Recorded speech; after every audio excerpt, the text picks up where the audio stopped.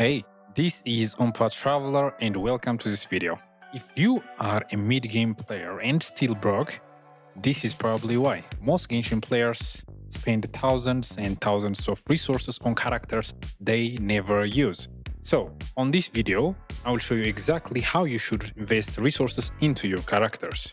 The very first thing is to only build a single team. I know, there is an urge to build every character out there, but you should choose a single team because you don't have enough resources for all of them. Now, there is exception to the rule, and the exception is if you get a very powerful character that you want to build, or if this team is just not carrying it, then you can build a different team.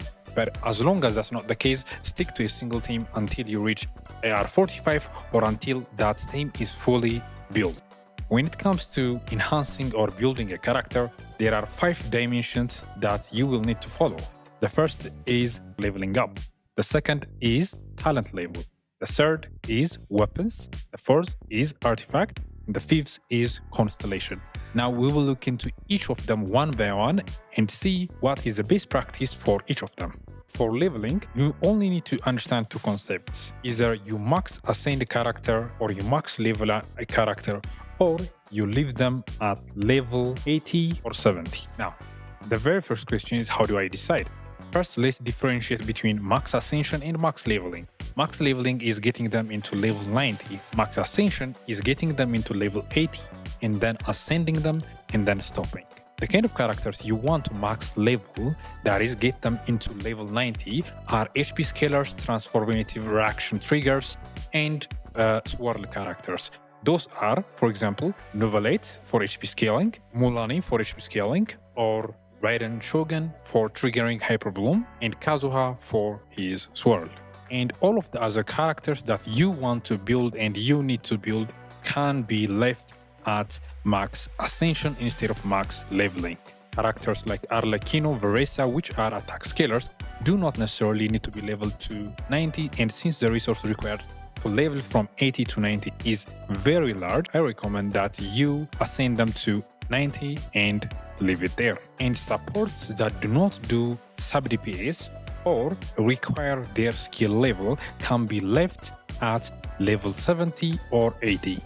Now, the second thing you need to worry about when it comes to building your character is talent levels. When it comes to talent levels, you do not need to level up all of your talents, but there are some talents that must be leveled up so that your character can be effective in combat. And unfortunately, there is no clear rule for this, so it is different from character to character.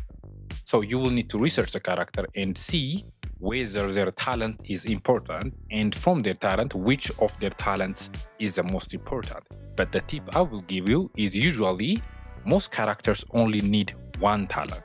So if you want to be very careful about your resources, just invest on that single talent, maybe even crown it.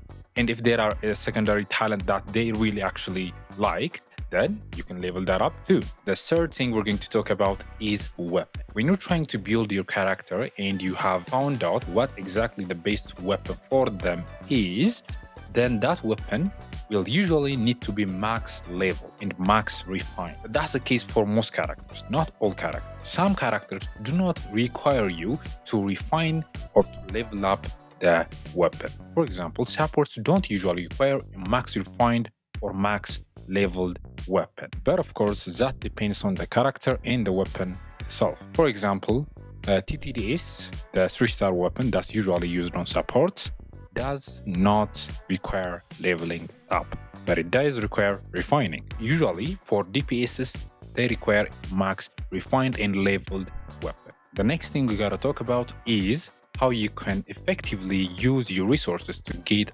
artifacts. The very first thing to make sure is that you are AR 45 or above before you start farming for artifacts heavily. The second thing to make sure is to make sure that you are saving up your fragile resin for the next Stygian onslaught, because every time there is a Stygian onslaught, we get a bonus drop after we use certain amount of resin. So always be farming inside Stygian onslaught. And you only need to do that during the period where there is a bonus drop. And lastly, when selecting a domain you want to farm, whether it's inside Stygian or outside Stygian, select the artifact set that is most useful to your account. That is, both of the sets are inside the domain are useful to your account.